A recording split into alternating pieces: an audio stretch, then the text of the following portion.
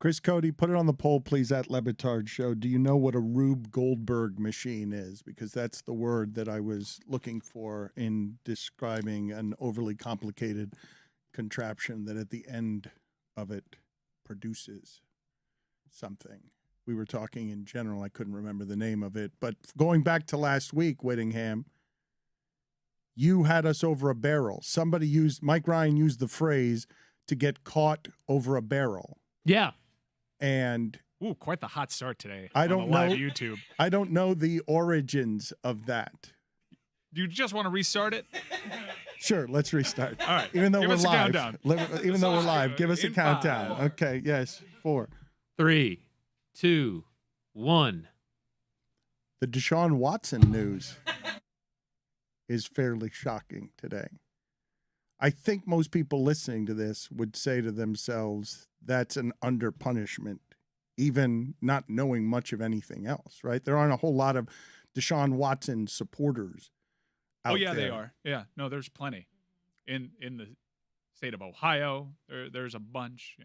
In parts of South Carolina, there are a bunch. He has a very passionate, as any person that goes through scandal, like their defenders just fortify themselves in these beliefs. They're ultra defensive. They're in the wrong, but they don't want to admit it. They're stubborn. They're holding on to things they hold dear. Now, because of the sports tribalism, you have people that have to be all in and defend Deshaun Watson, even if they find it problematic. So I find Brown's Twitter certainly changed over the last few months in staunch defense of this guy. And they win now. You endured the hurricane of blowback. You endured Mike Ryan quitting his fandom of your football team because some of it was so dirty and disgusting. You have a quarterback's private parts, dry humping women, the details as expressed by these women of like throwing his semen at them are galling and feel like crimes, and the penalty is that Deshaun Watson wins. The Cleveland Browns win. They endured whatever had to be endured, and in the negotiations and guaranteeing him the money, they now get 10 years of Deshaun Watson. They ran off Baker Mayfield, the Odell Beckham thing, the season of expectations, all of that was run off. The bridge to that now gets you to Deshaun Watson, and very soon people will be talking about what is the impact of not playing that position at a high rate of speed for 2 years. Very soon the conversation will turn to him as a player, and in 6 games, this might not be forgotten, but the Cleveland Browns will win. They have a franchise quarterback. The big winner today is not football. It's certainly not women. It's not Roger Goodell. It is Deshaun Watson and the Cleveland Browns. They win today with this penalty that has 1 division game in it. Yeah, the key part being they win today. If you look at that franchise's history, and if you look at Deshaun Watson's personal history, you can't rule out, like, you think this is done? I personally don't. I think a lot of people are spinning this as a win. To me, an independent arbiter told you he did some of that shit. He got punished for doing it. The problems that you had with Deshaun Watson entering this are not gone. They've been confirmed by an independent arbiter, and yet it's framed as a win. He didn't lose a cent last season. He's not losing much this season. He's losing $345,000. Again, this man, oh man, if you're a woman watching this and the machine working this way to take away Goodell's power on this one, where you are realizing an emperor has no clothes situation. For so many years, Roger Goodell has gotten his salary to where it is as a piñata for the owners because he was the hard-line commissioner who was going to clean up the criminals in his league. And he overpunished beyond the law. And for him to not be able to fight this one out, for him to have to get out of the way as the Browns win, Deshaun Watson wins, and women lose, and your sport loses, but for 6 games. Because you think this is going to make its way into the broadcasts?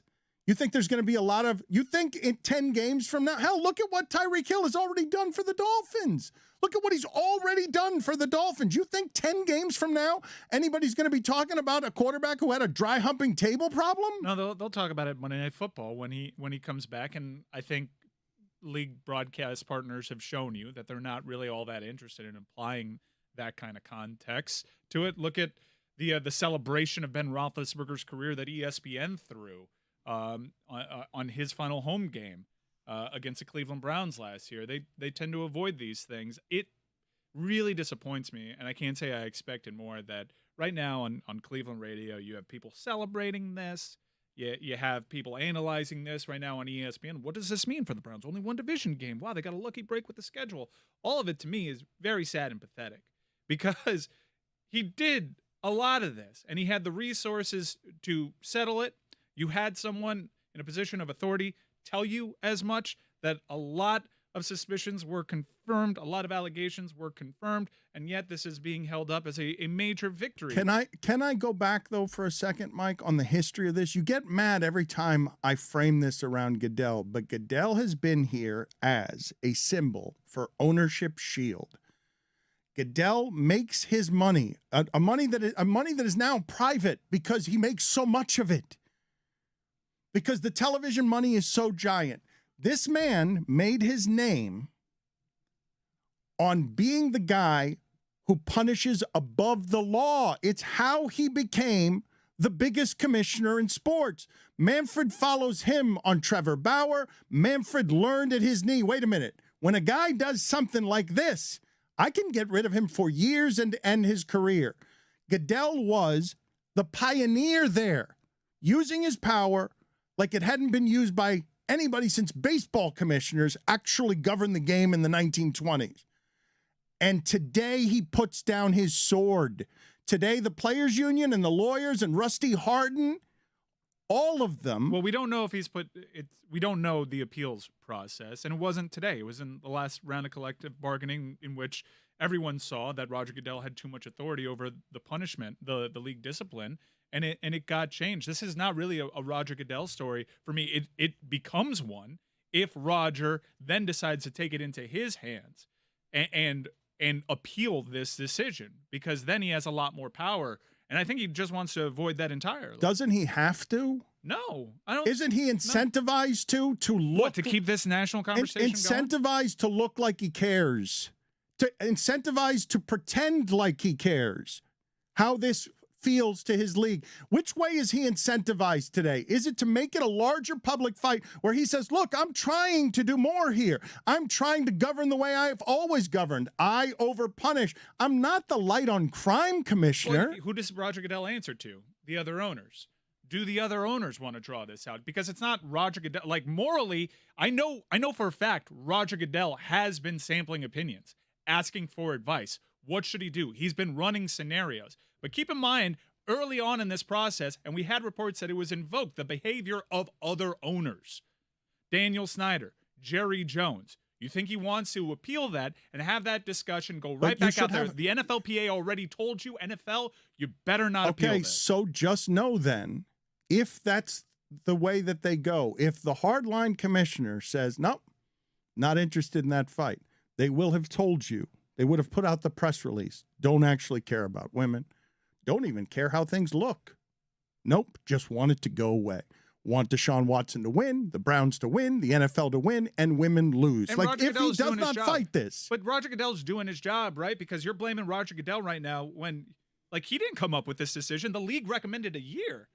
The league engaged in settlement talks trying to get 12 games. The reason I'm blaming Roger Goodell is because I know that name, because he set forth the rules that made it so that in an instant like this, he can be governor. You tell me right, that. But he also collectively bargained a scenario in which right now he can just walk away from this. He did not have a say in this punishment. He actually caught a public L. He wanted a year. And in settlement talks, he wanted 12 games and a hefty fine. Like, the loss that you're saying that it's just been, like, we have a spotlight on this L that Roger Goodell perceived in the public.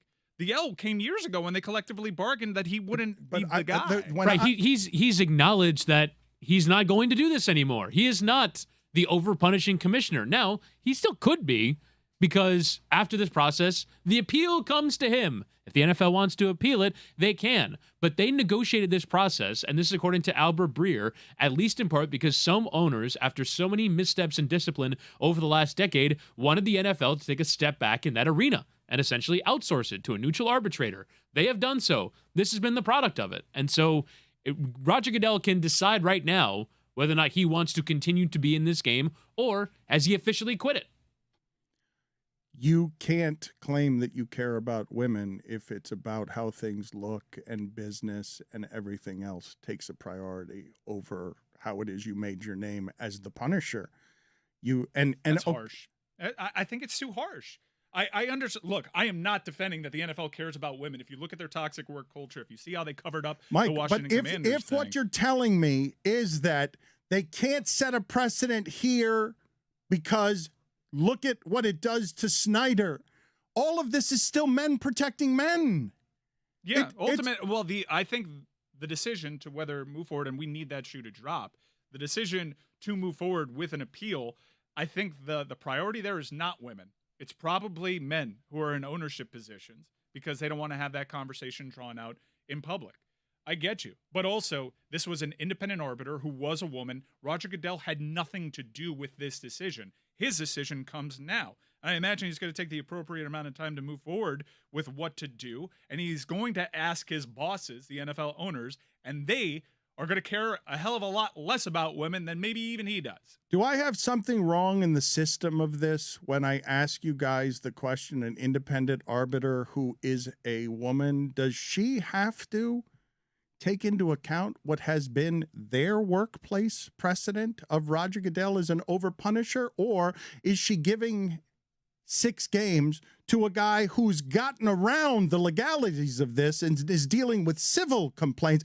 Is she giving the extension of this is the new NFL where we still are punishers? Because in most workplaces, you could, if you have the value of Deshaun Watson, end up not suffering any 6-game suspension before this recent move toward 20 years of Roger Goodell doing the overpunishing thing to lead all of sports on, we will prosecute crimes that are not crimes according to the law. I hear you, but if that person is applying context from something outside and not judging the case by just simply the merits of the case, then they are acting in a fallacy of justice, right? Because you're not supposed to do that. You're supposed to be totally independent. You're supposed to block out anything that happened prior to, anything that might happen afterwards, your own personal bias about the league. That is not your job when your sole focus is justice and fairness. Do you understand what I'm saying? That before Goodell, there wasn't a scenario where a league could come in and give you 6 games for something that wasn't a crime. Right. There were no crimes committed here, according to grand jury indictments. That is correct. And yet still it gets 6 games. And what I am saying, Goodell set up a construct that I've been telling you for 15 years. The NFL is not equipped, not equipped, not equipped. They don't quietly get away at the end with, we'll sit it out now because I was wrong about all that overpunishing stuff. Now I'm making $40 million a year. We all profited off my overpunishing stuff because we couldn't have Chris Henry out here and Ocho Cinco committing crimes. Right. I think the punishment that you want, you're more upset that Goodell's not getting enough punishment for the sins of his past. Not just Goodell, the entire structure meant to camouflage all of the power so that Goodell is the highest you can go up on the heat because he's the pioneer on the discipline. That at the very end of this, what you get is, again, women trampled in the protection of Snyder. What you get again. If he doesn't pull that last lever. And why wouldn't he? He's incentivized to. The only incentive to not to is the bad look. You're saying the owners want it to just go away. They don't want more heat on Snyder. That's protection of the business. It's cowardice at the highest end. It's also a partnership. You're adhering to a collective bargaining agreement, and you're listening. Now you're agreeing to it. When you were the overpunisher and trampled everybody's collectively bargained rights, you agreed to it. And so when he gets my wrath, it's because it's the symbol they're throwing out there and paying that way to take it as they all hide behind him on a day where it can't be disputed that that women were trampled in the process of protecting all entities in the business when we're sitting here in Cleveland celebrating because it looks like, again, and pardon the pun, Deshaun Watson got off. Yeah. I think Roger Goodell is earning his money right now during this segment because, again, we're not keeping our eye on the ball.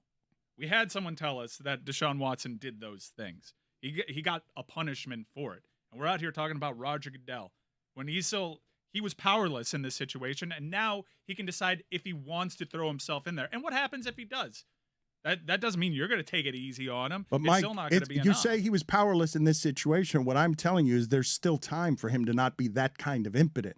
He doesn't have to choose to be that powerless. He can in the defense of Daniel Snyder. But when people ask me what's to be done here, and I'm like, how about the right thing? He's actually incentivized to try and give him 12 games just so that it looks high. Even if he doesn't mean it, even if he doesn't care about women, the bluster of it would virtue signal. I'm just like so jaded by all of this. We're caring about optics and we're talking about, well, then what feels right? This isn't enough. What feels right? 4 divisional round game. Like, it's just, you get what I'm saying? Like, it's stupid.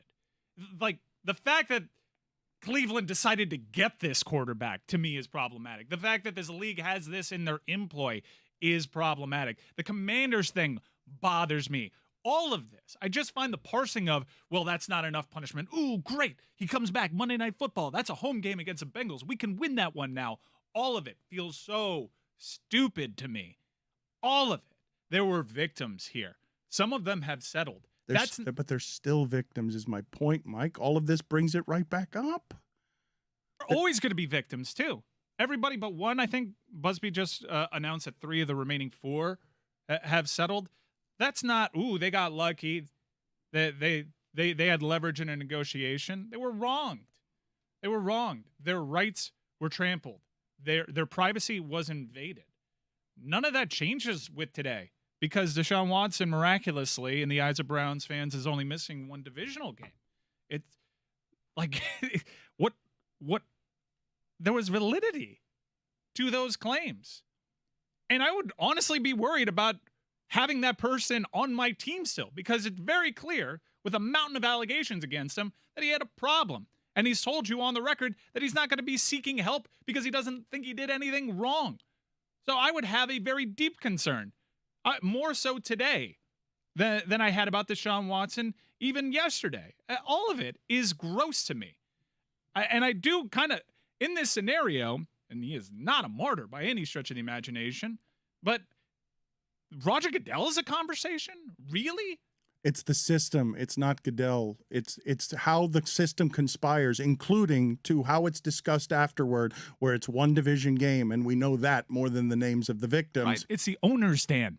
It's the owners. I know, but Mike, the owners are shielded by someone they're paying handsomely to be the absorber of these things as he makes the rules. And I wanted pointed out in front of everybody that the owners here are protecting themselves in the service of the business through their lackey who has the power and is incentivized to use it right now, if not for the cowardice of having to protect the men in the building. Well, now you're hitting it for me. Now you're starting to nail it. But it's the same thing. To me, they're synonyms. To me, but to me, he's the highly paid shield for them so that they stay in the shadows. I don't even think it's necessarily about NFL owners at the moment either. I think it's about a system that sucks with handling this particular thing.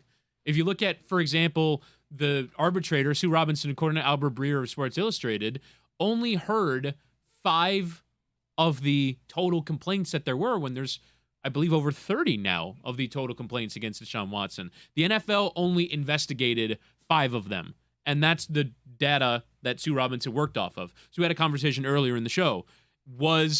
Did this woman have more information than the public? Jessica said that she had less information than the public. And that has been confirmed by reporting since. And so, is an arbiter not allowed to read news reports? Like, is an arbiter an arbiter treated like a jury? Yes, I believe so. I mean, in some ways, like the whole point of using an arbiter. Yeah, the whole point of it is to have some vehicle of the legal system used here. What you're pining for is a violation of what that job aspires to. I thought the independent the NFL does an independent. investigation and then like presents their findings. So the NFL investigation, I think they only interviewed 10 of the women, and then she only included 5 in her judgment. Right, For like- whatever reason, like she might have found like 5 of them she didn't consider rose to the level of worth punishing him for. Like, we don't exactly know. There's a 15-page report that I haven't read yet. But yeah, like the NFL did investigative work and then presented a case on their behalf, arguing for the indefinite suspension. And then she gets to decide like what of that evidence she's going to rule on. The context should be framed by the two parties, not because the independent arbiter saw a segment on HBO Real Sports one day and is coming into it with a set agenda. That's not what you want out of an independent arbiter. Okay, so you guys are going to have to forgive me on this, because I am, and I remain of the assumption until you prove to me otherwise, that an independent arbiter, all they're doing there is not bought by the league, independent of the league, and also not bought by the Players Association, independent of those two entities, aspiring to objectivity, but not sequestering herself and not able to get any other information from anywhere other than what's proven to her in arguments. I don't believe that that's the case for an independent arbiter. I think she's aspiring to objectivity, but she is perhaps watching HBO. She's not avoiding HBO Real Sports. I understand the cynicism there, but the oaths that they take mean that they have to aspire to objectivity. But again, for women who come forward, you have to relive this constantly in public. You have to see this man now run out onto the field on Monday Night Football. You have to continually watch as your cases are not believed. Your cases don't lead to bigger punishment. Even as they've been proven, as Mike says. Correct. Like even as an independent arbiter 5 has of said. them, yeah. Yeah, that- right. The criminal justice system does nothing with it via a grand jury. This sucks for women in every single possible way. And so that, for me, is the story here, is how much the system fails women who come forward. I can't even imagine being a victim of Deshaun Watson's right now. I find this conversation triggering. I ran away from that franchise because I didn't want to be reminded of it. I want to avoid it as much as I humanly can because I have a visceral reaction to it. It doesn't feel like justice was served today, even though you have someone telling you something happened. And you guys can get frustrated with this if you want, but my point, again and again, on Goodell and ownership, what is the point of having power if you're not going to actually lead with it? If every principle is going to be in governance of business, it is immoral. You want to talk about independent arbiter? Business owners here are independent in making sure that their needs of business are met no matter who it tramples. And if you want to give all these people with all the FU money in the world the power to change, the power to lead, and all they do is throw that piñata in front of you at $40 million a year because he lives in service of protection of the rules and that system. The rules in that system, but it's not leadership. It's just making money. It's just protection of business. Yeah, he's a CEO, basically. He's a front-facing suit that is answering to a capitalistic venture. It should piss you off. They don't make money by like being nice people. No. Like all of these billionaires who own football teams have gotten there one way or another by doing things that most of us would find morally objectionable. And it lands at the feet of Roger Goodell, who probably should have hired an independent arbiter himself for his position here because he has his own biases entering in it. Think about the prism that you're asking him to run it through. It's like, we have to show that we're supportive of women, but I also have to see how this lands with Jerry Jones and Daniel Snyder because of their workplaces. It's not what I'm asking him to do. It's what he volunteered for when he took the job and they created it and they turned him into the guy who rides it on a stallion. He's not volunteering for a job he's getting paid $60 million to do. No, but he volunteered for taking up the effort to be criminal punisher, moral stand football. We're conservative. I think for a while maybe he thought that like doing quote unquote the right thing was good for business, and it doesn't seem like it matters if you do the right thing or not. It's like the entire, like all of David Sampson's cynicism is basically just reiterating that over and over, that like as a leader of one of these businesses, you can basically operate in bad faith all the time, and people love their sports team so much that they don't really care. And that's what Sampson would say, at least, that these owners are banking on. I would argue that like that's pretty bleak and depressing. And I think it's probably worthwhile to call them out when they do it. But like that is the business of sports and of like a lot of large corporations in America. 12 years ago, you have your cigar-filled room of a bunch of NFL owners being embarrassed by the behavior of Adam Pac-Man Jones and say, we have to do something about this. They didn't really assume that 12 years later, their names would be invoked in the NFLPA's case of, wait a second, if you're going to punish us, you got to punish Robert Kraft, and you got to punish Jerry Jones, and you got to punish Daniel Snyder, because they're out here doing these things too. They acted like they were above the law, and those that are above the law have the most punitive measures for those they feel break it. Dan, you've talked a lot about how Roger Goodell was, over punisher and took his, responsibility personally. But every time the NFL has failed here, they have failed in under punishing, because Ray Rice only got 2 games in 2014. Didn't play after that, but only got a 2-game suspension from the league in 2014. You believe that they have failed here in under punishing. Is what you're basically saying you want Roger Goodell to double down on being the punishment commissioner? Because it didn't seem like you liked it. No, what I would say to you, and this was so ever present after the stuff that happened with George Floyd, and the way they went from, nope, Colin Kaepernick, wrong, never mind, we were wrong about anything. We were wrong about everything, never mind. I'd just like them to stand for something other than money. Something. You have all the money in the world. You're not that popular. It doesn't affect your bottom line, and nothing affects your bottom line. All there is money pouring in from everywhere. Is the point of having money just to make more money? Yeah. Okay. Yeah. That's how they became billionaires. Correct. Especially, I mean, okay. not that there are too many benevolent billionaires. If you were to find something a little bit nicer, you might find it in the NBA. But the NFL, where the average age of an NFL owner is 73. Yeah, and they own teams. They're old money. The average NFL is old money in every years. sense of the word. Okay, but what I want is change, guys. Like this is not. It happens to be through sports. I agree with you, but it's not hard to like look at this and realize why this happens and like why it keeps happening. Like you don't have to read the CBA. You don't have to analyze Roger Goodell's like job history over the last 10 years. Like it's pretty easy to see how this continues to just happen over and over again. Even though like outside of sports, it's like, oh, we had this Me Too movement and now women feel empowered to speak up. And it's like, yeah, but there's still like a system in place, the criminal justice system, and also all of these other institutions that we look to lead us that haven't changed.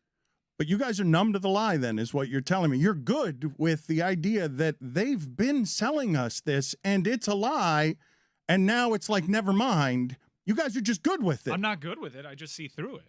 But as a business strategy or as optics, you guys are so numb to the insincerity of it, to the stand for nothing but money, that when it arrives yet again on your doorstep, we are going to spend cheering Deshaun Watson today if we're Browns fans, because we're only going to lose him for 6 games, and it feels like we just won the offseason. You're that numb. You're that sports business and billionaires and business and money in general have left you so cynical that you're numb to the lies and the insincerity, and you just expect it. I do think from talking to folks and knowing that Roger Goodell has been out there speaking to people, wondering, never really envisioning this day would come when he took this job. It was all expansion fees and TV rights. He was trying to avoid the scenario in which, yet again, he is the bad guy and he is wrong. I disagree with you so much there in that he invited the scenario by getting in over his head on being bigger than the law. He profited off the scenario. Profited off the lie, and gets out at the end with a parachute. And you guys are like, this is not about Goodell. And I'm like, it is about the way power leads and changes and doesn't. It's about the way power protects and money protects and doesn't. It's about who it protects and doesn't. And you guys are like, well, business. And I'm like, fuck. Like, seriously? You just want him to show up and be a vigilante. He's going to lose his job if he's a vigilante. Not that But he matters. promised me he was a vigilante. And forgive me, I mentioned Ocho Cinco. That's my bad. He's never had a problem. No, he did have a problem. He had an allegation of physical abuse. While he was, that's right, at the end. Dolphins. But Pac-Man Jones and Chris Henry is where the league was out of control. The black criminals are taking over. We have to stamp this out, and it would birth Kaepernick. It would birth the idea that this league's not out of control. We're a conservative league, and we will rain down unholy punishment over the law and the players' union. We will not collectively bargain this. There is no bargain here. We will crush the player because we can't have the league looking like it's run by criminals. And now the quarterback looks like he's a criminal. All of it is gross, Dan. It's why, like, my NFL Rob Lowe thing is really just me becoming an NFL nihilist at this point. I like the sport too much to quit it entirely because I love my Sundays. I love fantasy sports. I love gambling on it. I love watching the game. I love the strategy. I love playing it. I love football. I'm not going to cut it out of my life. The business of football is gross. What is really gross.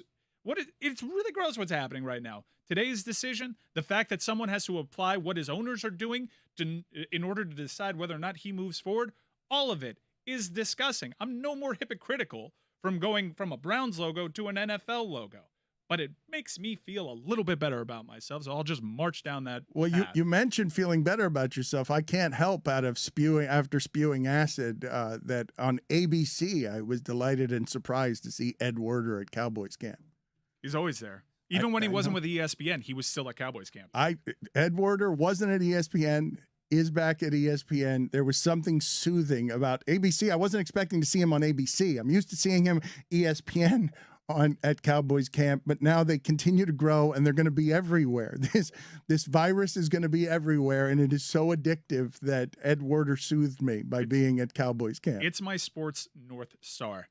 And just know that it's always going to be there. And if I ever lose my way, I just look towards Dallas Cowboys camp, knowing that mustache is going to be there. How long was Ed Werder not at ESPN? Yeah, I think a couple of years. It was like 3 years at least. And it was like he hit the ground running. It was like he never left. When did that get on ABC, though? When did we start covering Cowboys camp with Ed Werder on network television? He was gone for 2 years. I'm not sure what you were watching on it, if they had like sports highlights, but no, it wasn't sports highlights. It was like it looked like a 30 minutes NFL Sports Center. Oh no, it was not 30 minutes. It was 3 hours. On Saturday afternoon from noon to 3 was Return to Football. Really? I actually watched a significant amount of it because it was before an MLS broadcast. But yeah, so it was like the NFL scheduled a day where from, I think it was like 8 in the morning until 7 at night, there was a different training camp practice going on that either ESPN, ABC, or NFL Network was live broadcasting from so they can present Return to Football.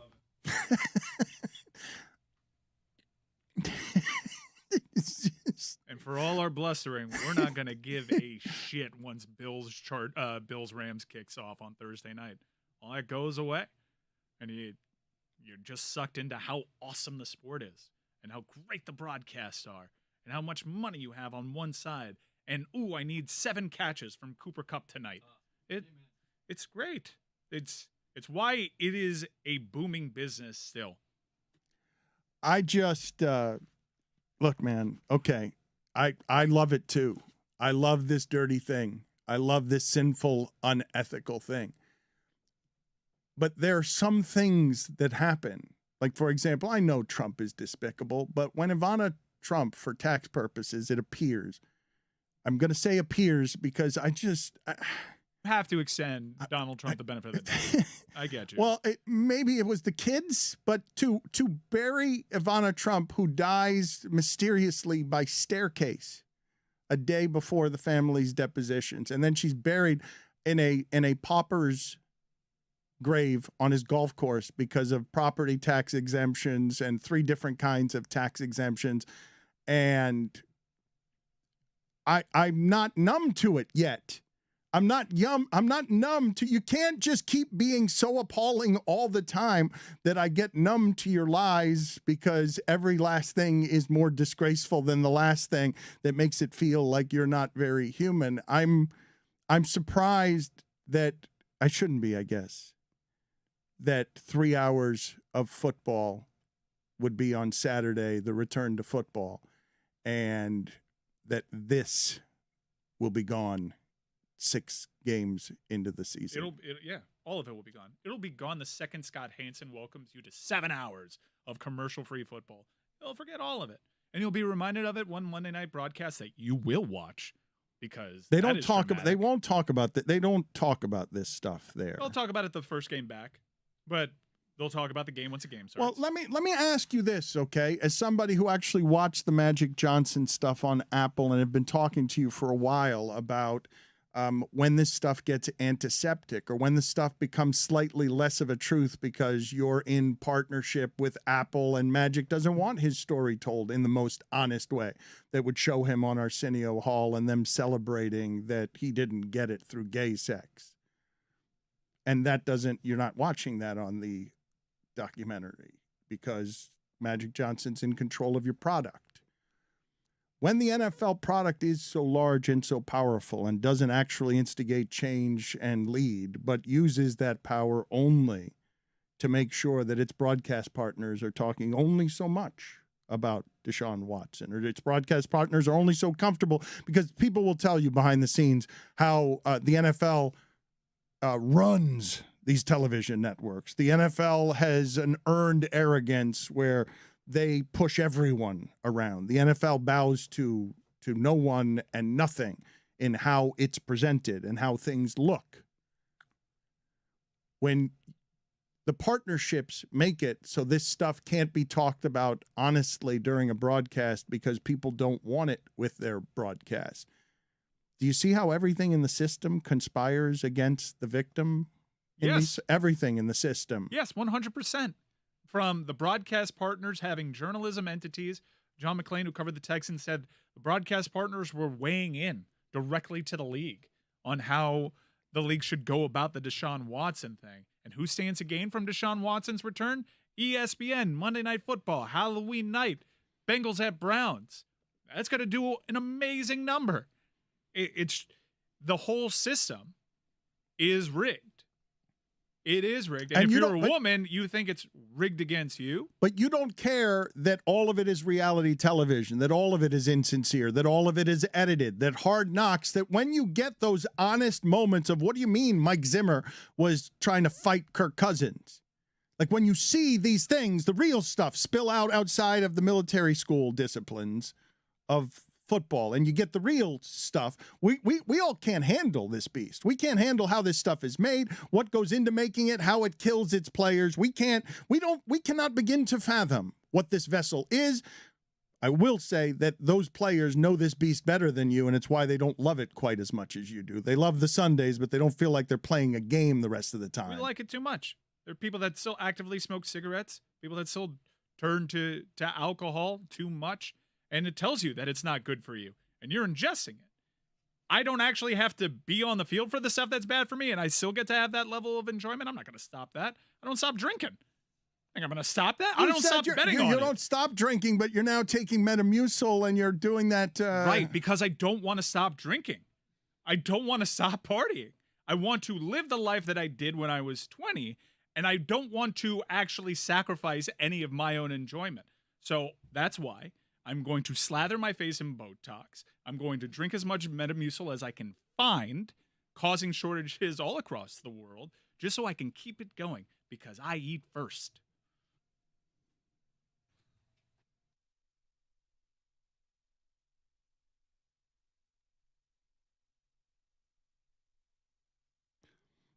Thank you.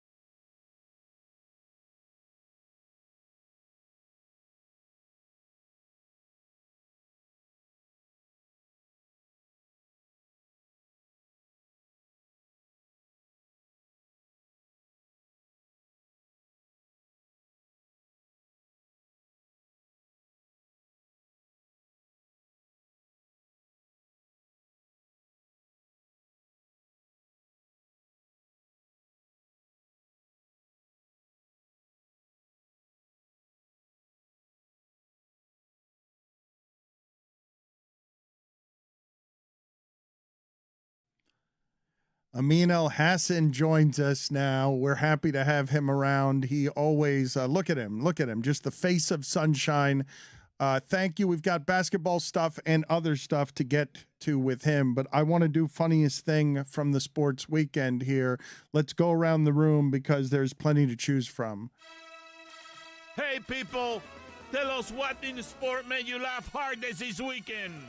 It is a segment we call What Made You Laugh This Weekend. Ha ha ha! Funniest thing from the sports weekend is presented by CBD MD. Tony, do you want to start us off? Are you I'll involved? go first today, Dan. He's not involved in the show today. All right, he's not ready. Chris, what is the funniest thing from the sports weekend? This is a drill I saw Aaron Donald doing, but I'm convinced this is not a drill. Did you guys see this video? It's him basically choking a teammate for 3 yards.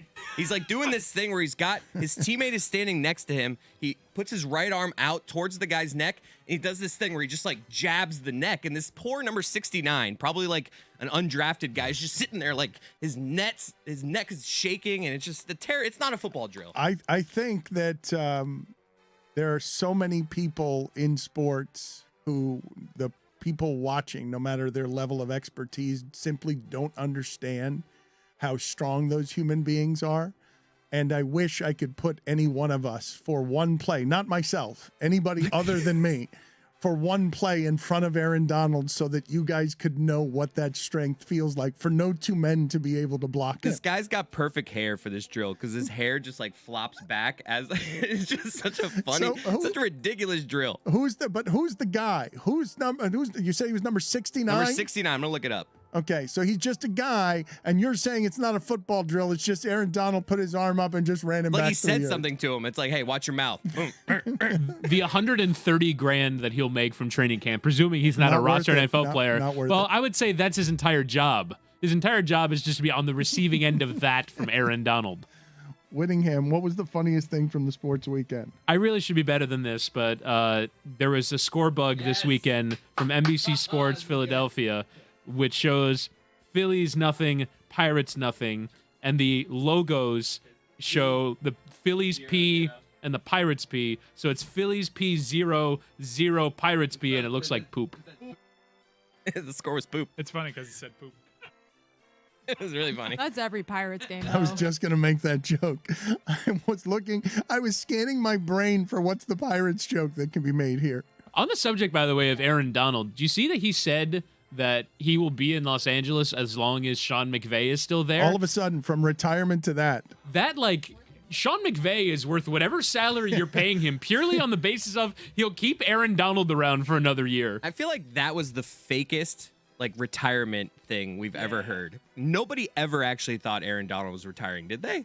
He just kind of threatened it because he knows he's valuable. Like, I felt like that was one of those ones that nobody actually thought he was retiring. I think, though, that McVay might be the kind of coach, because we're seeing so much of this change now. I read some stuff yesterday about, hey, no more two-a-days in football. Those seemed inhumane. I'm guessing McVay just tells Aaron every once in a while, you know what? You don't have to do anything today. Just go over there and rest. You're excellent. I'm going to treat you like a human being. You had to have had different rules for Shaq, right? For Shaq, for Steve Nash, for Grant Hill, like when you're a vet who's been around that long, yeah, you guys don't have to do everything every single time. But I like the idea of Sean McVay telling him, just go over there, just choke somebody. Just choke somebody a couple of times, you're fine. That's fine. You've done your work for the week. You mentioned the Pirates. Mike and I were talking about this last week. O'Neal Cruz has the biggest infield arm you've ever seen, correct? Period. Like I've never seen. It took one throw from their 6'7" shortstop for you to say that's the biggest infield arm. Not a shortstop, not a third baseman. I've never seen somebody who throws the ball like that. To be fair, it's taken 2 throws because he went viral with a throw from a couple of weeks ago. That also made me say I've never seen that before. His first throw in the big leagues, he threw it 100 miles an hour at first base. 99 miles per hour, which seems like really unsafe for the first baseman. I feel for them.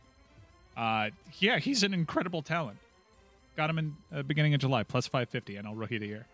Jessica, what are you doing again? Gambling again. Jessica, what was the funniest thing from the sports weekend? Ferrari putting on the hard tires on Charles Leclerc's car, Dan. They lost another race with strategy. It was so sad that it was funny. You are a bit of a coward. in that Correct. the Why, F1 though? the F1 minute is not appearing today because your classes in Hungarian over the weekend did not go well? Yeah, I hired a Hungarian tutor and she fired me weirdly. She was like, this is not going to work. The optics of this are very much like Greg Cody had a bomb, like amazing back in my day, and then he disappears for 6 months. Exactly.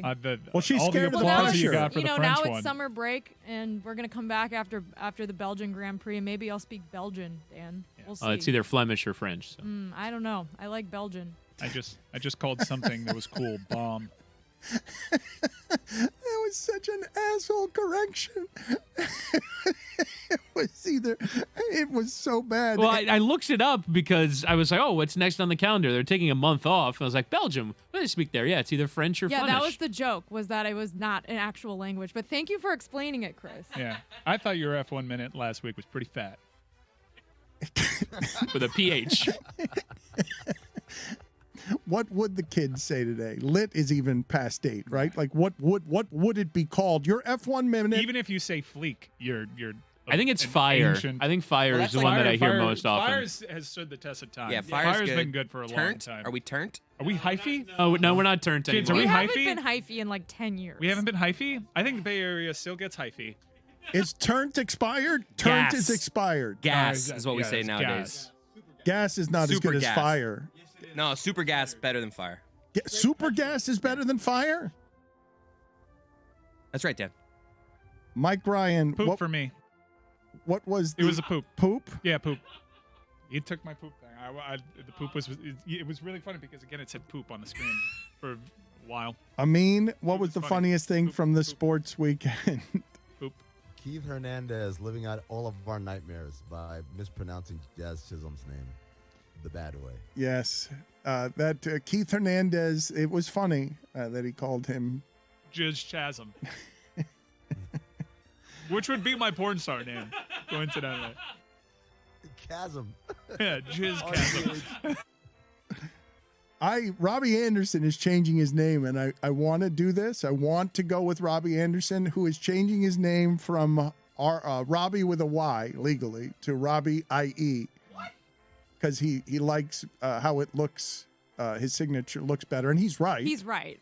But it is a lot of way to go on a name change that will be exactly the same sounding name. It's like if you spelled your name like DANNIE and then switched to like DANNY. Like the Y looks better in that case. Robbie's the exact opposite of that. But Stugotz has been absolutely right about this. No receiver who's just kind of a decent receiver gets more attention than Robbie Anderson. And he's in Carolina as well. Doesn't make sense how much I know about Robbie Anderson. There's actually a real life example of this guy. Scottie Pippen actually spells his name Scotty. And I don't know why everyone spelled it IE, but he spells his name TTY. And so now his son, Scottie Pippen Jr., does it with the Y. Jessica, so the audience knows the nature of your cowardice. The expectations of your French F1 minute, which got universal applause in an era where nothing around here gets Especially universal if I do it, yeah. applause. Nothing gets universal applause. And the pressure of that made it so that this week would be a disappointment if you did it. So you're just brand management protection, load management. Exactly. Load management, brand management, load management, poop joke. Dan, I can't learn Hungarian in 7 days, all right? So we're going to take a break with the F1 minute and we'll be back. There's 9 races left. And to be honest, Hungaroring, not a lot of action. It was a technical race, a lot of strategy. You can listen to a breakdown this week on DNF with Spencer Hall. We're also going to have a little surprise in the podcast feed for DNF fans. I won't say what it is, but it's going to be I need to know. big. Tell me right now. I can't go with Robbie Anderson, though, because, again, as mentioned previously, in what was billed as the last match of his life, Mike Ryan was invited to this. Mike Ryan did not go. Ric Flair wrestling in a T-shirt to cover up that the body at 73 isn't going to look good when everything's gone to flab and it's been a hard life.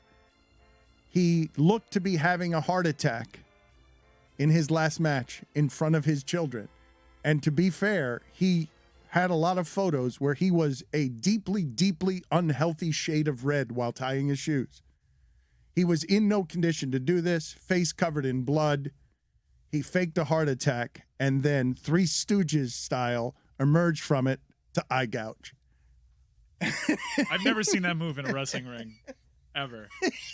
He goes out pioneering. He was faking a heart attack. We thought that he might actually die, and then the next move was just to poke his opponent to gouge his eye. Did it make him the dirtiest player in the game for nothing? Chris, man. did you pay for this? I did. I don't know why. I just kind of did it, and no one's talking about the fact that he won at the end with the brass knuckles. I mean, geez, that's cheating. I thought. How'd you get that through airport security, Rick? How did it show? How does it show up on your credit card bill? Is your wife going to look at the bill at the end of the month? How much was it? How much? 34 and change. What else was around the spectacle? Was it a remembrance of his career? Was it a lot of video? You actually would have gotten a kick out of it because it was done by Jim Crockett Promotions, so it looked very much in the style of like 1980s territory wrestling broadcast. You had Tony Schiavone calling the matches, so it kind of looked like what you were hoping it would look like. All of it was a bit of a spectacle. You paid for it as well? Or you I loved every second. They had way too many matches, though. There was like a long card. It was one of those things I tuned in at the start, and then I realized there was a lot of matches before Rick, and I kind of, I came back to it. Was it sad?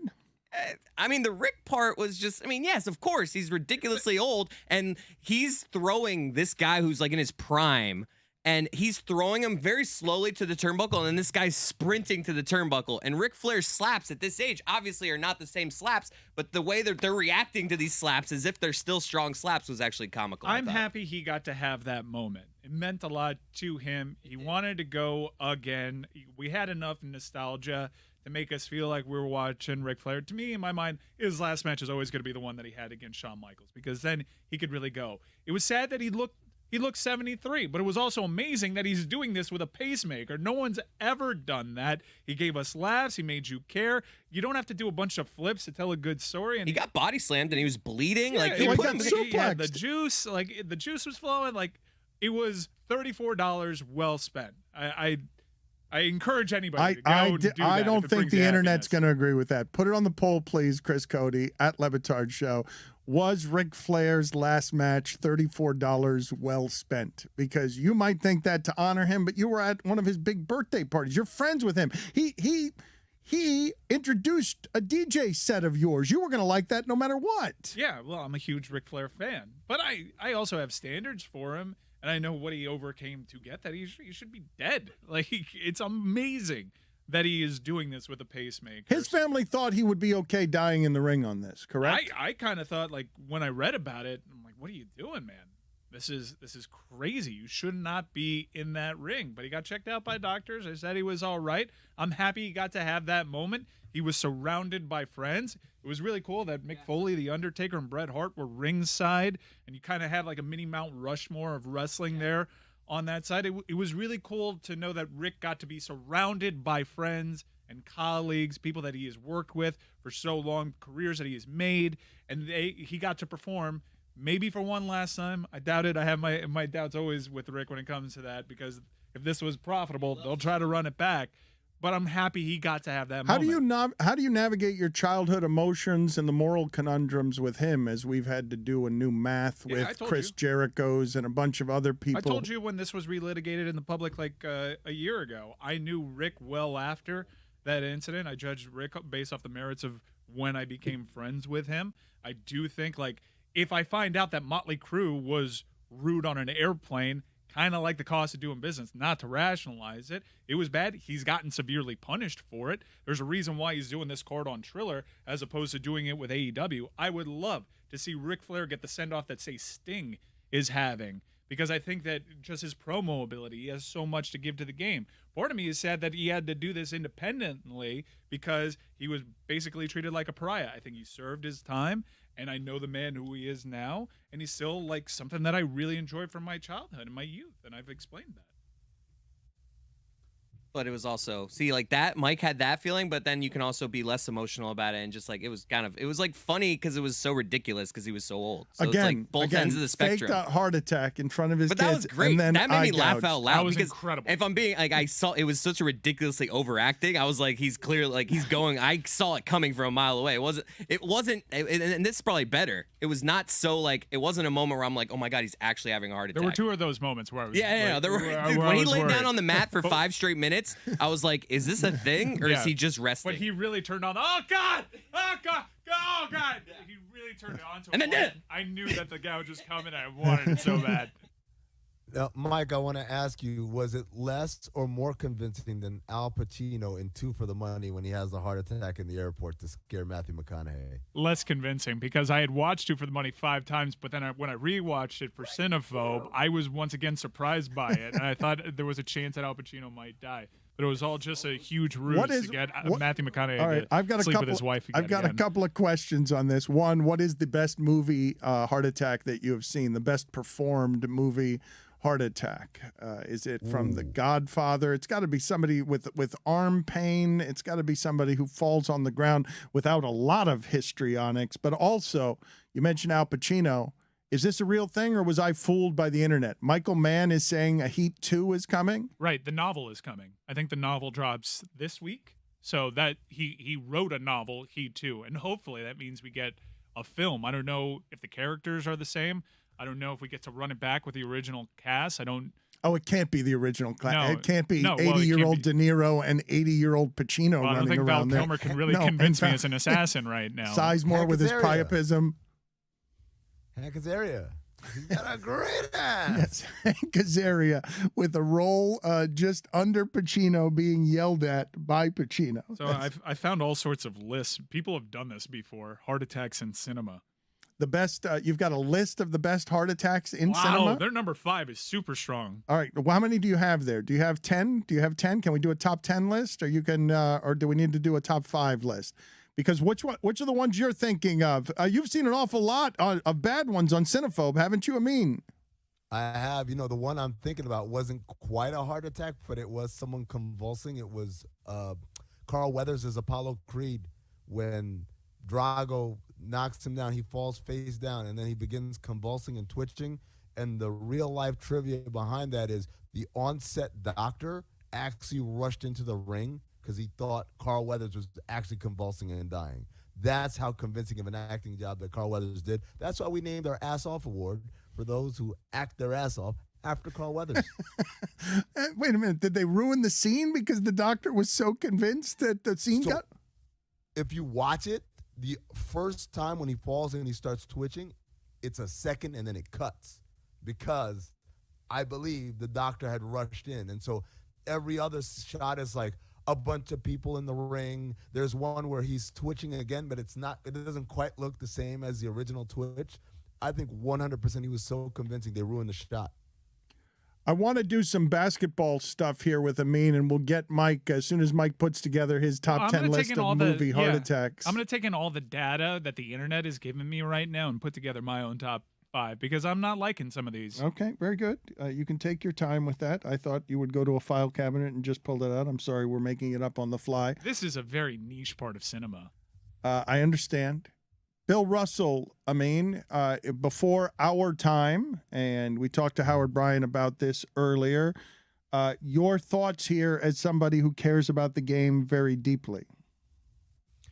Well, I said this. I had to go on the radio live yesterday after I was done with my show because the unfortunate news broke.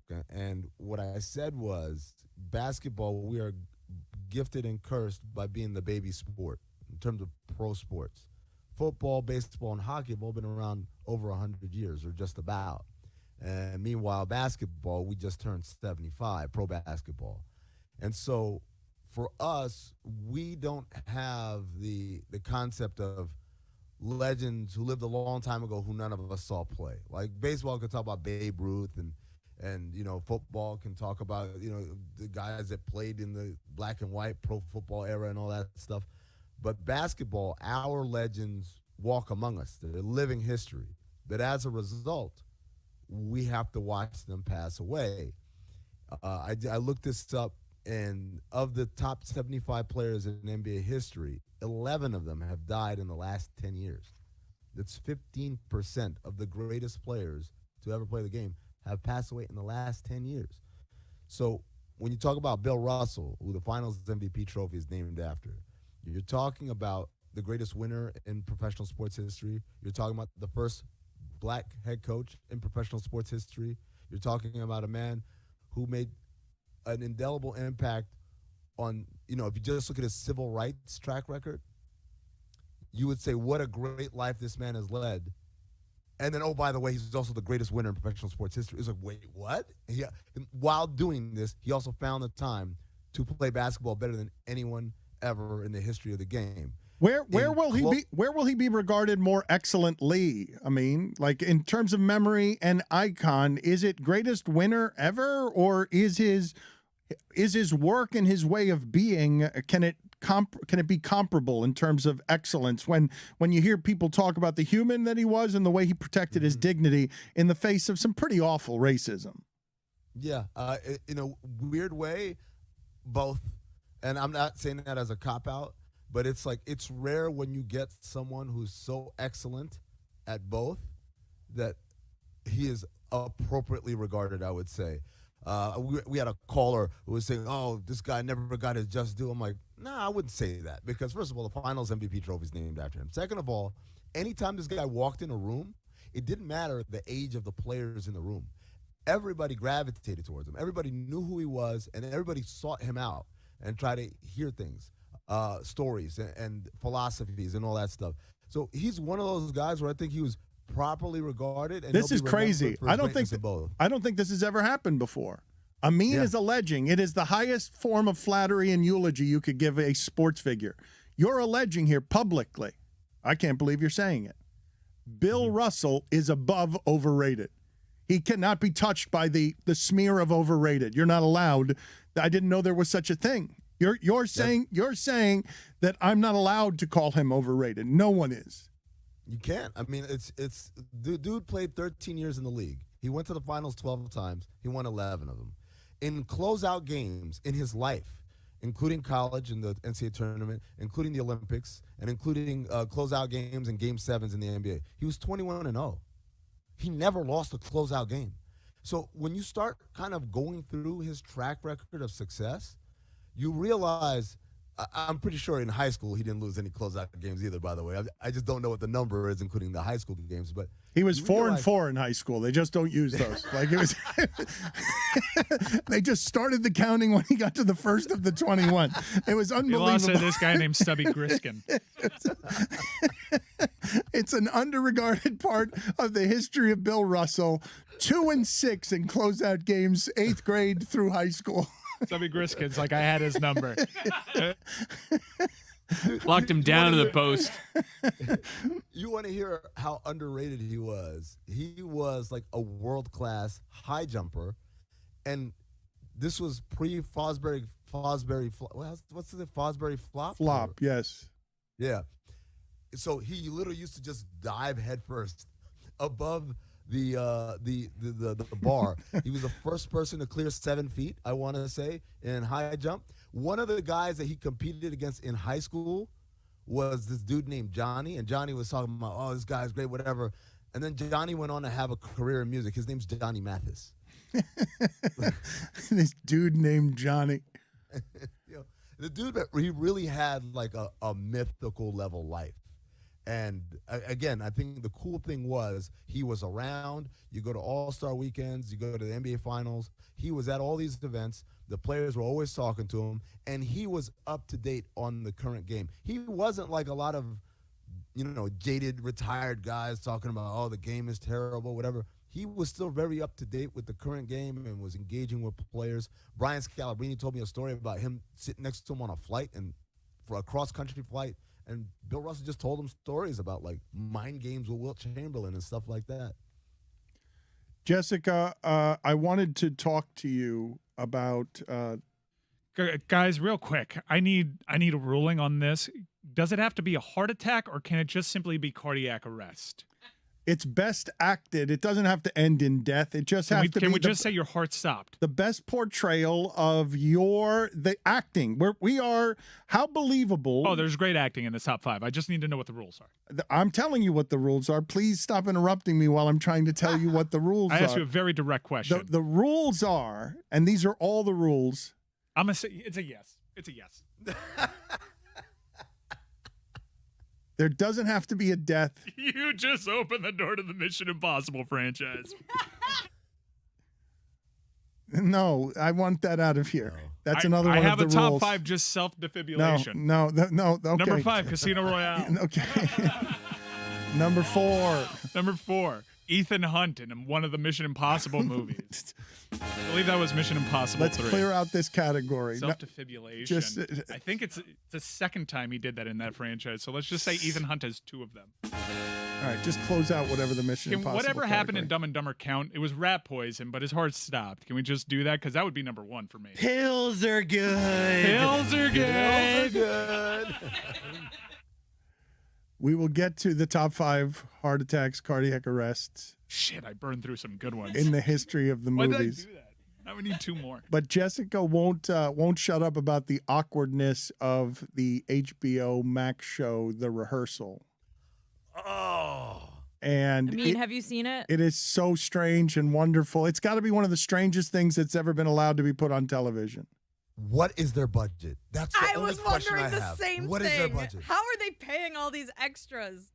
All these The like, extras. volunteers. How are they transporting a 1-to-1 replica of a Brooklyn bar cross country to a warehouse in Oregon? I was How? thinking the same thing last night, and apparently the remaining episodes get more and more elaborate. Dan, have you tried to explain this show to someone who hasn't watched it yet? I thought How To with John Wilson was the weirdest show that HBO was trying to put out there, and I enjoyed the weirdness of it. But I don't understand how this person stays in character. You guys are marveling at the budget. He cannot ruin a scene by laughing, and the awkwardness is off the charts. Like I don't know how I'd explain it to a person other than to say that it's a show unlike anything I've seen on television. It's times like this I rue the day that the Chinese invented gunpowder. That was the hardest I've ever laughed watching any show on TV. I laughed out loud in that scene, but it is impossible to explain the series of stunts and lies that unravel from the beginning of the show, which just starts as you're a person who has to say something uncomfortable, so we're going to rehearse it. That's the premise of the rehearsal, right? Mm-hmm. But then it just becomes this web of insanity, and there's only 3 episodes out so far, and one has gotten more convoluted than the other, and somehow there's, I think, maybe 5 left. Is that right? How many episodes are there total? I think there's 6 total. 6 total, so there's 3 more. left. Somehow it's going to get worse from all of the reviews that I've read. It gets even more complicated and complex. And Nathan Fielder, who is the creator and the producer of the show and also stars in it, you said something interesting, Dan, which is how does he stay in character? The more I watch Nathan For You and this show, the more I wonder, like, how much of this is a character and how much of it is just him playing himself, but just deadpan. I don't know. Like, I would love to get inside He's got to his know mind. with it, there's got to be such extraordinary pressure on them going to these lengths and spending. He can't blow a scene. He cannot fall out of character and ruin the authenticity of a scene. So there's a lot at stake in him not falling out of character. So shout out to Cinephobe producer Anthony Mays, who pointed this out. We love this show, and there's a part in the latest episode where an old man craps himself in the woods, and the non-actor, the guy who they're doing this whole thing for, has to help him clean himself. And all that's well and good, and then Mays pointed out, wait a second, so they had to have an actor be okay with shitting himself, right? And with the hopes that this dude would go along with it, which he did. That is such like, what do you pay someone to do that? How do you get someone to shit on you? Now, this is what I want you to do. I want you to take a shit on yourself. I don't and think then he ask actually. this dude- I think we could maybe analyze the scene. I don't know if he actually shit on himself or if he needed help changing his diaper. It is up for debate. I mean, I'm not sure if there was shit in the diaper. However, there have been 2 times. I thought you were going to say this other part of that episode, which is one of the 2 times I think I've seen Nathan Fielder act like Nathan Fielder and kind of be out of character. There was one scene in this most recent episode where the person, which I'm surprised this doesn't happen more often, one of the people who is not an actor says something anti-Semitic, and Nathan Fielder's like, oh, what? Well, wait, hold on, wait a second.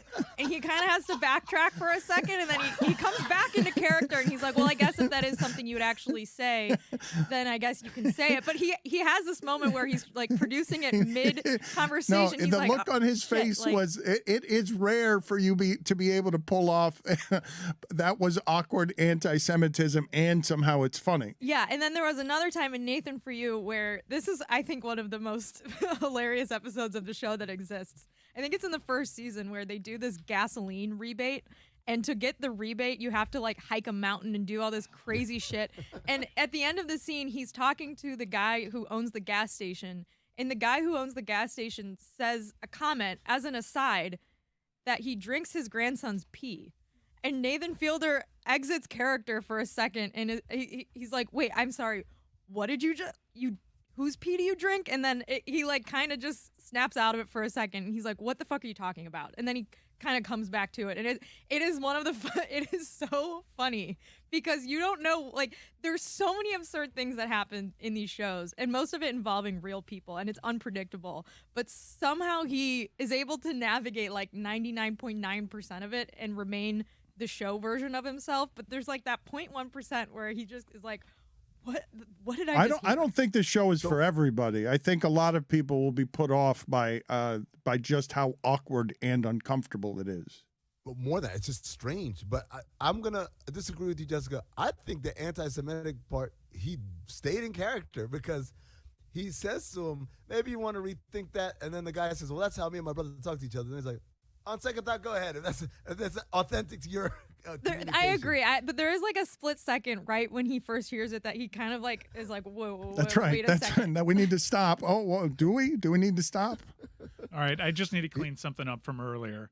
Rogue Nation was the second time Ethan Hunt had to have his heart restarted because obviously in Rogue Nation he drowns. He's dead for a very long time. Spoiler alert. He's dead for about like 7%. I thought he was dead. I thought he was dead. What was that thing underwater that he was spinning around? That was like super secure, man. That was incredible. I thought he was dead. He was dead. I thought he was dead. Yeah, he drowned. He's done a couple of times. He clearly drowned. Remember in Mission Impossible 3, he had the explosion in his head, and he needed to die in order to live. Because he was defibrillated twice. Defibrillated once to deactivate the bomb that was in his head. We're not doing this. Defibrillated to revive himself. That was in Mission Impossible 3. What a great franchise. Quick question. I have 6 on my list right now, but one's from a TV show. Will you allow the one from the TV show? If so, then this one can go straight to the OLI. You could just take it out, then you have a nice 5. Depends. Is the show Mission Impossible? No. Okay. All right, so OLI, big dying on the Hold on a second. Oh, I think we can continue to do this. You do one, and then we talk, and then you do one. Is that? Yeah. I'm just spackling. OLI. OLI is big dying on the Peloton. It's very dramatic. Like, I've never really been able to telegraph a heart attack for that long in a show. But did we see him have it, though? I don't think we did. Yes, he fell in the didn't he fall in the shower like clutching at his arm? Yes, the left arm starts going. As soon as he was sitting in that window frame, sipping on a coffee with white lights around him, you knew this guy was having a heart attack. It was a close-up. It was very close-up, and I did think that he portrayed that well. It did feel like Big died there. Well, his career certainly did after that. That is correct. That's true. But that's on OLI. Yes. Okay. Number 5. Number 5, Vegas Vacation. Oh, yes. I won. I won the money. Wasn't that the PE coach in Greece? I think Wow. it was a PE coach in Greece. Wait a minute. I think you're right. Sid Caesar? Sid Caesar. Yeah. Sid Caesar. Yeah. Think of that name. I don't know if it's right or not. Well, whatever. It's right. His performance It's in right. that movie was pretty fat. Number 4. I'm sorry, just trying to keep us younger after the Sid Caesar reference. Number A 4. lot of heavy lifting. Number 4, four. Jurassic Park. After the kid gets electrocuted and he's not breathing, and Sam Neill has to bring him back to life. The Not rare, really a heart attack, but it's actually hard to find a heart attack. the rare kid heart attack. Yeah. So it's the only kid heart attack I've seen in cinema, and therefore, on that merit alone, it's top 5. And it was realistic. Was it realistic? I don't remember the heart attack you're talking about. He was taking his sweet ass time getting down this electric fence, and also you don't have to climb over it. There's room for you to climb through it. It's like the Titanic thing where there's plenty of room for Jack. Just climb through. Why are we climbing over? Obviously, Lord Dern then turns on the electric fence. Kid goes flying. Fell like what looked like 40 or 50 feet. Yeah, I don't. How did he Great survive the snag by Sam Neill. Great snag. I think That's you're a doing. web gem. I think you're doing this differently than I am, though, because we were trying to assess how great the acting was, not whether it was a kid was involved. How well was the heart attack? How convincing was the portrayal of the heart attack? Like his hair was jumping off of his skull. But that's not acting. They put those kids through quite an experience. 1 second a T-Rex is trying to eat you. Next second you got the Jello thing. The Raptors in the kitchen was amazing. Ass on. Number 3. Number 3, we're going to go with Randy the Ram in The Wrestler. Mickey Rourke. Yeah. Ass on what? That's a cinephobe joke. Cinephobe term. Yeah. Number 2, this, I'm calling an audible. I'm switching number 1 and number 2. What do you can't I'm do switching that. number 1 and number 2. You can't do that. Because I was reading it out loud. I saw the 2 next to it, and I'm like, You can't nah. do that. 2 is where 2 is. If you want to, go ahead Switching. and read 1 first. Read what was I 1 had time to first marinate on as this 2. decision. You Blue can't just lady! change it. Number 2 is now Vito Corleone in the garden after frolicking with a grandson, falling over in the tomato tree. And number 1, I think justifiably this was the right decision. Hold on. I think Amin had some Godfather commentary here. No, how do you? I want to hear what number 1 is. What this Johnny Come Lately number 1 that overtook Marlon freaking Brando acting in one of the greatest movies of all time. Adrenaline shot, Pulp Fiction. Uma Thurman takes a needle directly to the heart, But courtesy that's of not one acting. Vinny Vega. That's not her acting. She acted her ass off in that movie. What are You you, want to talk Ass about off. Dan? Ass off I for believe me. she was dead. I thought like literally Quentin Tarantino gone too far. You killed an actress just to make the scene more believable. Here comes the needle right into the breastplate. She pops up. Her eyes get all wide, and I said, "Oh my God, that's acting." You're agreeing that Godfather gets knocked out. For that, yes. I was worried he was going to come with Holy another Mission shit, Impossible. what an That's why I was appearance upset. by Amin El Hassan. He has said that Bill Russell, he has announced that one athlete and one athlete only is allowed to exist in a plane above overrated. And he has also said Marlon Brando has been dethroned in the last 5 seconds. Greatest heart attack scene is Pulp Fiction. We're Uma 25 Thurman. years late to this conversation, but put it on the poll at Le Batard Show, Chris Cody. Better heart attack scene. Godfather, Marlon Brando dying, better acting in a heart attack scene, or Uma Thurman in Pulp Fiction. Look at how happy you. What were you so happy about? You're just happy about revealing this shocking information to the audience. I just think it's a tremendous list by Mike. I was scared at first. He kept saying Ethan Hunt, Ethan Hunt, Ethan Hunt. I was like, oh man, is this going to be one of those things? But then he really rounded it out there. I like those last 2, Mike. Good job. Way to go, Mike. We got to be more positive here. Hell yeah. Bling, bling.